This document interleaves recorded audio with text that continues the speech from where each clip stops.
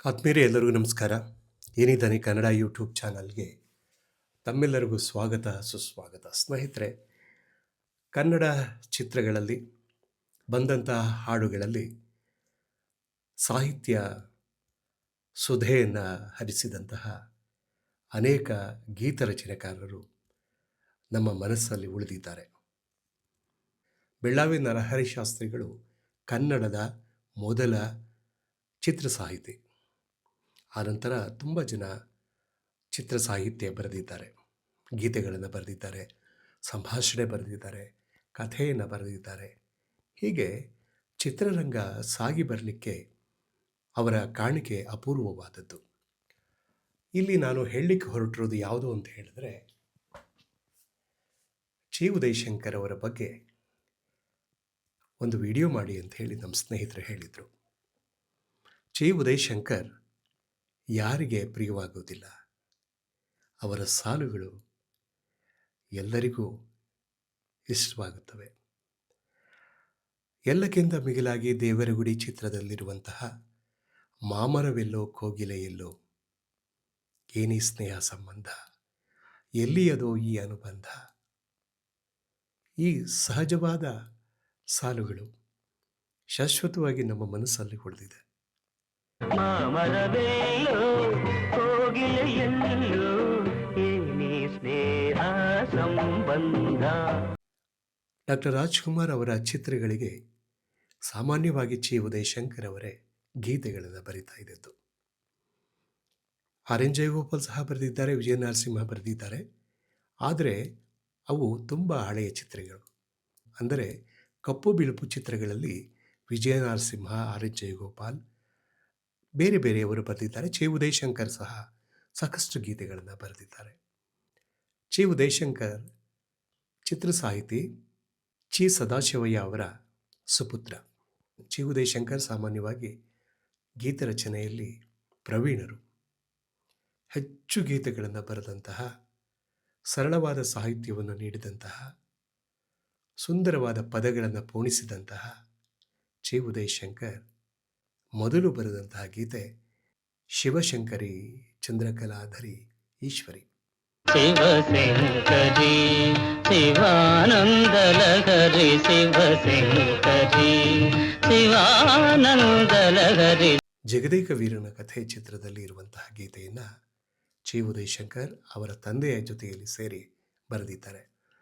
ಆ ಚಿತ್ರ ಗೀತೆಯ ಸಾಹಿತ್ಯ ಅಪ್ಪ ಮಕ್ಕಳ ಹೆಸರಿನಲ್ಲೇ ಇದೆ. ಆನಂತರ ಸತಿ ಅನಸೂಯ, ಬೇರೆ ಬೇರೆ ಭಕ್ತಿ ಪ್ರಧಾನ ಚಿತ್ರಗೀತೆಗಳು, ಪ್ರೇಮ ಗೀತೆಗಳು, ವಿರಹ ಗೀತೆಗಳು, ಶೋಕ ಗೀತೆಗಳು, ನೀವು ಯಾವುದೂ ಬೇಡ, ಚಿ ಉದಯಶಂಕರ್ ಬರೆದಂತಹ ಆಡಿಸಿ ನೋಡು ಬೀಳಿಸಿ ನೋಡು, ಉರುಳಿ ಹೋಗೋದು, ಕಸ್ತೂರಿ ನಿವಾಸ ಚಿತ್ರದ ಗೀತೆಯನ್ನು ಯಾರೂ ಸಹ ಬರೀಲಿಕ್ಕೆ ಸಾಧ್ಯ ಇಲ್ಲ. ಆನಂತರ ಬಂದಂತಹ ಬೇರೆ ಬೇರೆ ನಾಯಕರುಗಳಿಗೆ ಚಿ ಉದಯಶಂಕರ್ ಗೀತೆಗಳನ್ನು ಬರೆದಿದ್ದಾರೆ.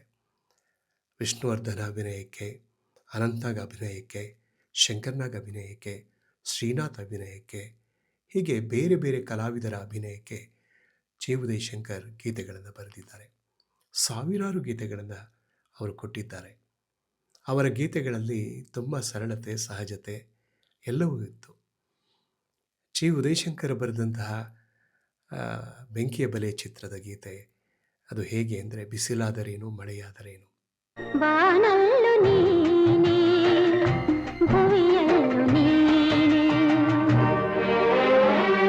ಒಮ್ಮೆ ನಿನ್ನನ್ನು ಕಣ್ತುಂಬ ನೋಡುವ ಆಸೆಯಲ್ಲಿರುವೆ, ಈ ರೀತಿಯ ಸುಂದರವಾದ ಸಾಹಿತ್ಯವನ್ನು ಕೊಟ್ಟಂತಹ ಚಿ ಉದಯಶಂಕರ್ ಹೊಸ ಬೆಳಕು ಚಿತ್ರದಲ್ಲಿ ಅಪೂರ್ವವಾದ ಗೀತೆಗಳನ್ನು ನೀಡಿದ್ದಾರೆ.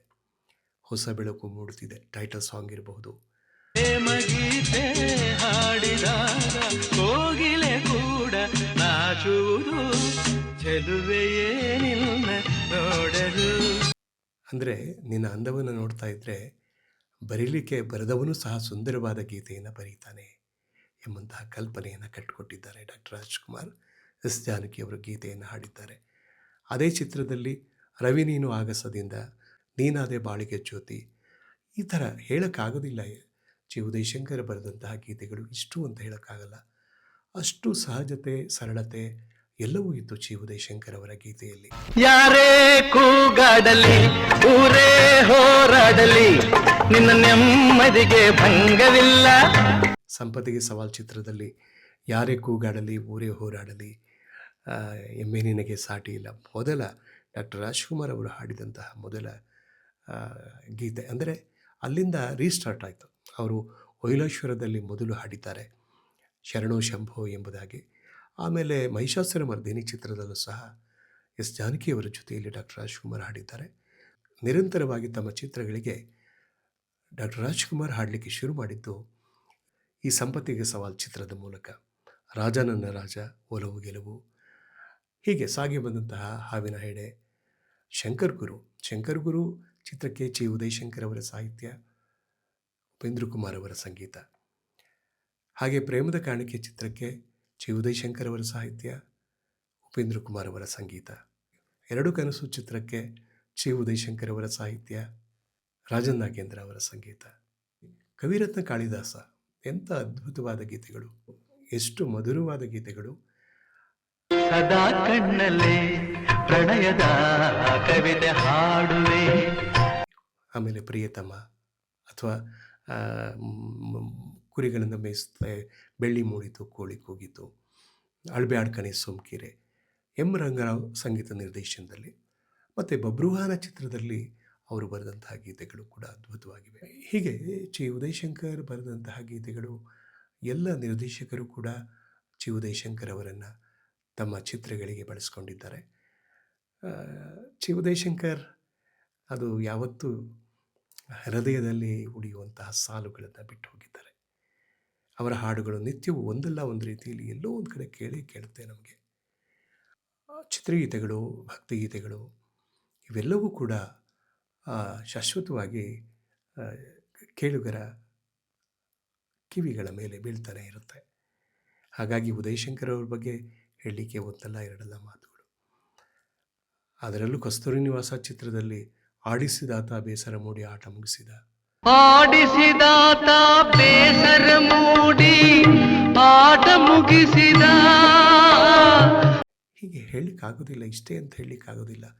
ನಾನು ಉದ್ಘೋಷಕನಾಗಿ 32 ವರ್ಷಗಳ ಹಿಂದೆ, 33 ವರ್ಷಗಳ ಹಿಂದೆ ಆಕಾಶವಾಣಿಗೆ ಸೇರಿದಾಗ ಅಲ್ಲಿಂದ ಇಲ್ಲಿ ತನಕ ಅವರ ಗೀತೆಗಳನ್ನು ಪ್ರಸಾರ ಮಾಡಿದ್ದೇನೆ. ಜೊತೆಗೆ ಅದಕ್ಕಿಂತ ಮೊದಲು ಸಹ ನಾನು ಚಿ ಉದಯಶಂಕರ್ ಅವರ ಅಭಿಮಾನಿ.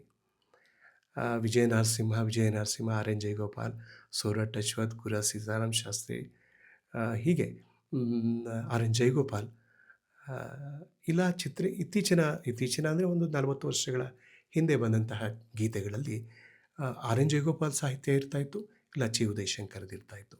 ಪುಟ್ಟಣ್ಣ ಕಣಗಾಲ್ ಅವರ ಚಿತ್ರಗಳಿಗೆ ವಿಜಯ ನರಸಿಂಹ ಅವರು ಹೆಚ್ಚು ಬರೆದಿದ್ದಾರೆ. ಚಿ ಉದಯಶಂಕರ್ ನಾಗರಾವ್ ಚಿತ್ರಕ್ಕೆ ಬರೆದಿದ್ದಾರೆ. ಹೀಗೆ ನಾನಾ ಚಿತ್ರಗಳಿಗೆ ಚಿತ್ರ ಸಾಹಿತಿಗಳ ಕೊಡುಗೆ ಅಪಾರವಾದದ್ದು. ಅದರಲ್ಲೂ ಚಿ ಉದಯಶಂಕರ್ ಹೆಚ್ಚು ಪ್ರಿಯರಾಗ್ತಾರೆ.